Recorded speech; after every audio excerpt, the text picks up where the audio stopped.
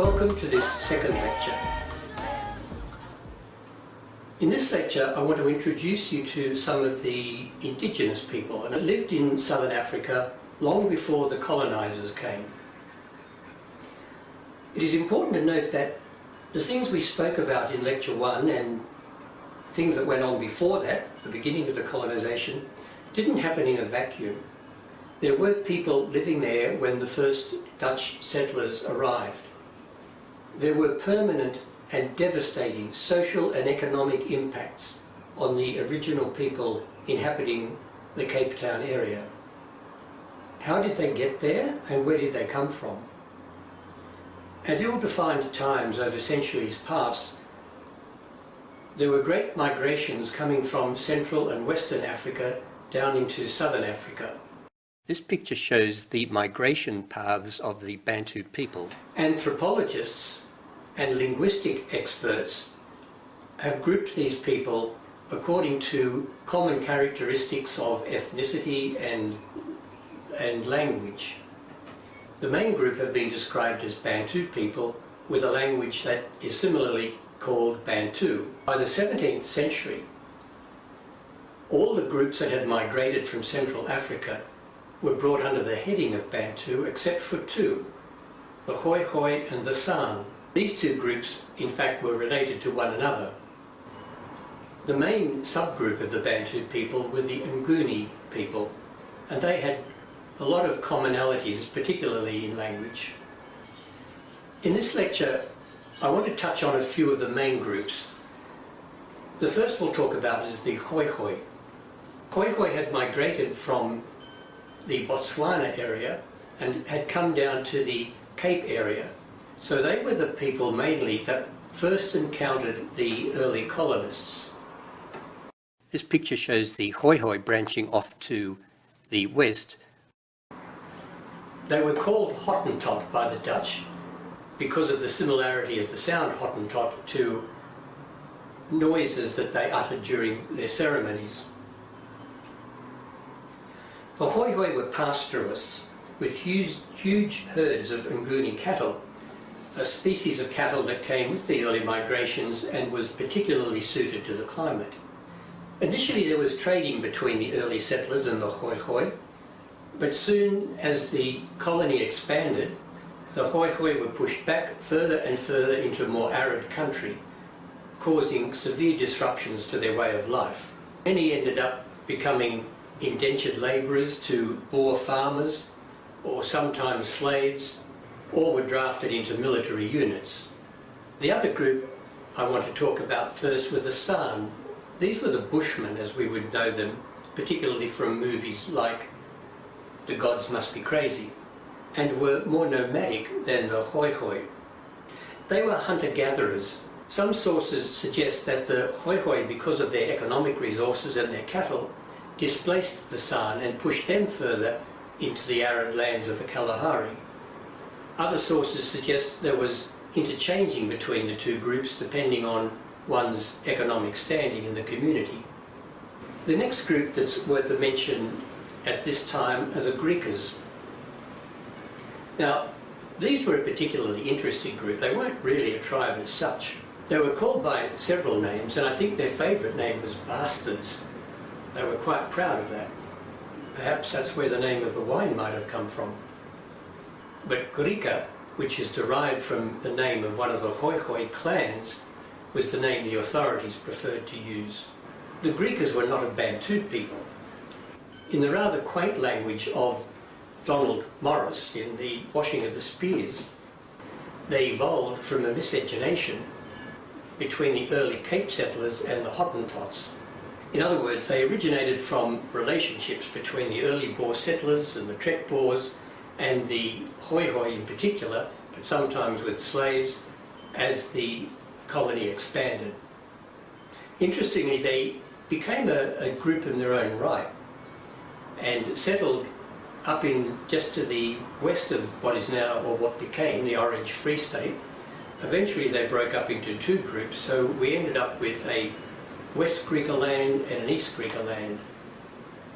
Neither lasted very long and they were quickly brought under the colonial empire of the British. Now, while the earliest of settlers encountered the hoi hoi not only in and around Cape Town, but as the first of the trek Boers headed north and east. But those trek Boers that headed even further east soon came up against another group, which weren't about to be dislodged or dispersed quite as easily as the hoi hoi. This group was called the Xhosa, and they dug in and they were prepared to fight for their land rights. This meant that right from the early days when the trek Boers encountered them, there were skirmishes, and those skirmishes led to wars, and over the decades there were 9 such wars. Each war getting more savage and more deadly as over the years firearms were introduced. These wars have become known in history as the Frontier Wars, and there were 9 of them, or the Xhosa Wars, or in some sources the Kaffir Wars. Now, Kaffir, like other terms that we've encountered, is one that's considered derogatory today, but it had its origin simply in the Arabic language because the early Arab traders referred to anybody who was a non-believer as a Kaffir. That's all it really means, non-believer. But it grew to become more ignominious. The areas occupied by the Xhosa are coloured in yellow. This picture shows the area of the Frontier Wars, and this picture shows the direction from which the enemy came. The Frontier Wars eventually pushed the Xhosa back further towards the north, so that they centred it eventually on the Kai River. Here we see how the Xhosa were pushed back to the north to the vicinity of the Kai River. Now, you might recall that in the apartheid days, when the government set up so-called homelands for the Xhosa, they were referred to as the Ciskei and the Transkei because of their orientation towards the Kai River. The Xhosa had another unfortunate encounter because as they were pushed further north, they came up more savagely against forces coming down from the north towards the south, and this mainly was the Zulu and other groups of people that the Zulu dislodged. The next group I want to touch on are the Ndebele. Now, we did meet them in the High Veld in the Transvaal, at least the Voortrekkers met them there. There would come a day when the Matabele, you recall that the British couldn't quite get their tongue around Ndebele, so called them the Matabele, would become a mighty empire throughout southwestern Zimbabwe. But a lot happened before then. It gets a little bit complicated, but I think I am close to the mark in saying there were 2 significant groups called Ndebele that lived on the High Veld long before Mzilikazi brought his small clan up there and destroyed them. But the Ndebele became then associated more with Mzilikazi's group. But Mzilikazi's group had their origin back in Swaziland before they migrated into what would become Zulu Land.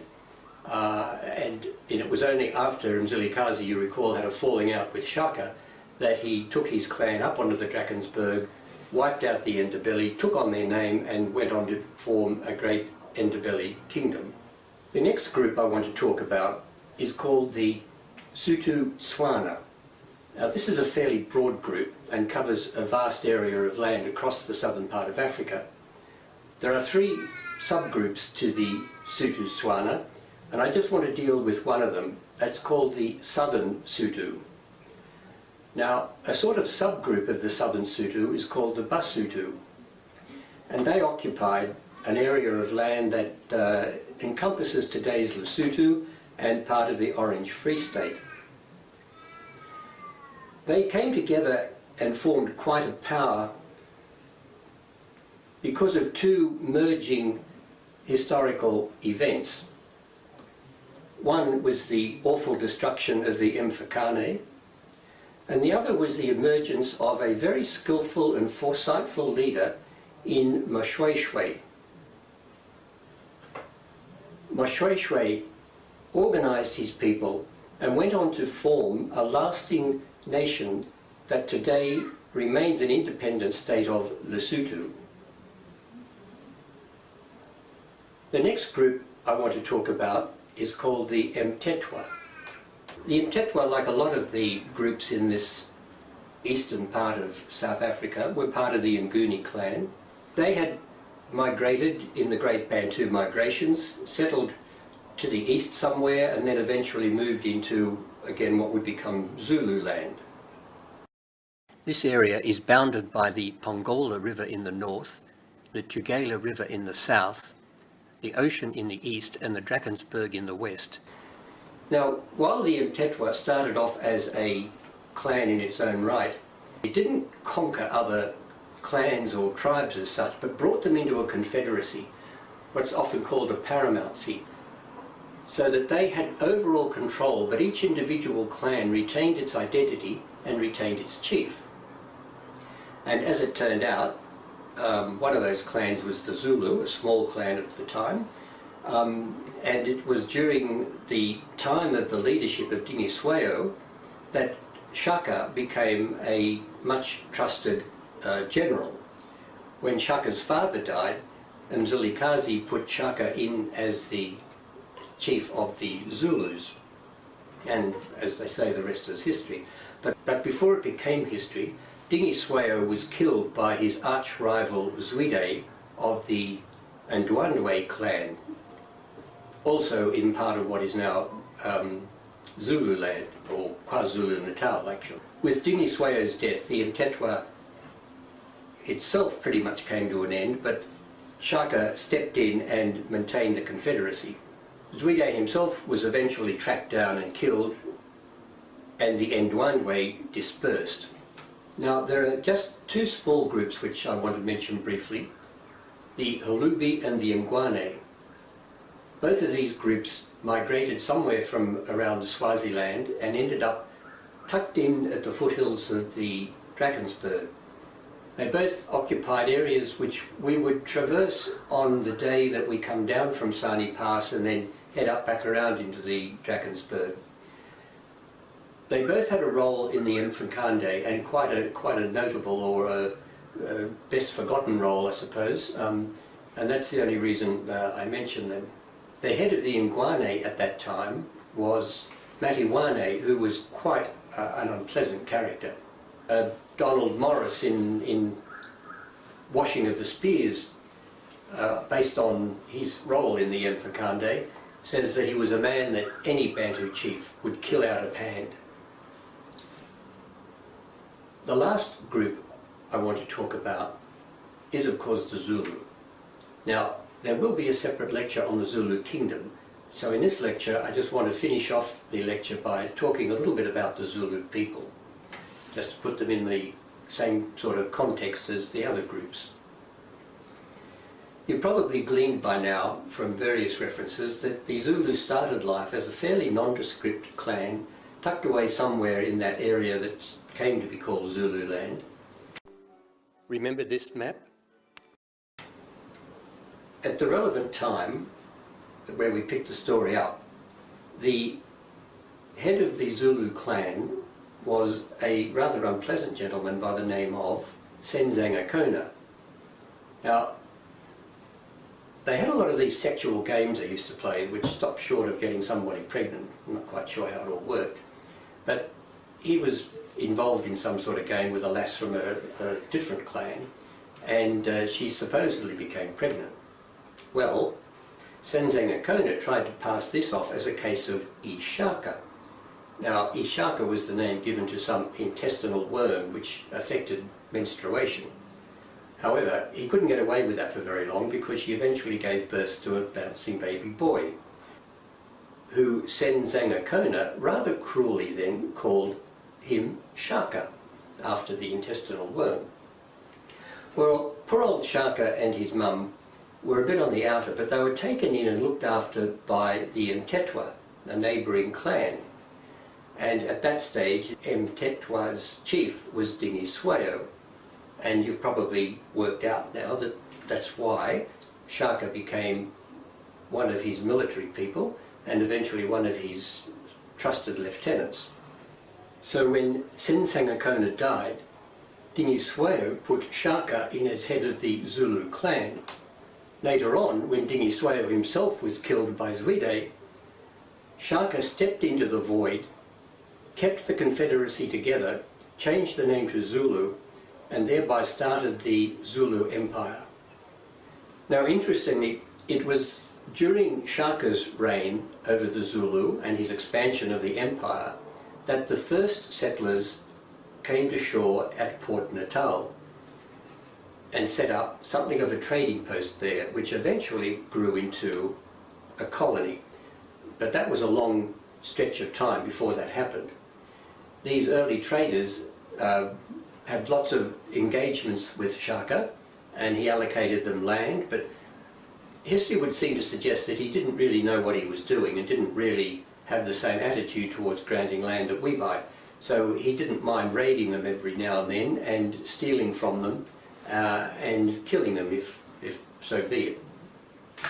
Shaka came to an early demise at the hands of his half-brother Dingane, who then took over the leadership. And it was Dingane who was leader of the Zulus during the time that the Voortrekkers encountered them. For the most part, there was a reasonable sort of accommodation between British colonists and the Voortrekkers and the Zulus, but it had some very, very low points and eventually came to grief, of course, in the Zulu wars against the Voortrekkers and the British, and we'll come to that in a later lecture. Suffice it to say, to round off this lecture, that area that is bounded by the Palgola River in the north and the Tugela River in the south, and areas beyond that too, was an absolute cauldron of activity between warring tribes and, of course, tribes warring against the Voortrekkers and the British. And we spent several days in that area, so it's a great opportunity to delve into some of the more interesting and exciting, if not tragic, parts of South African history.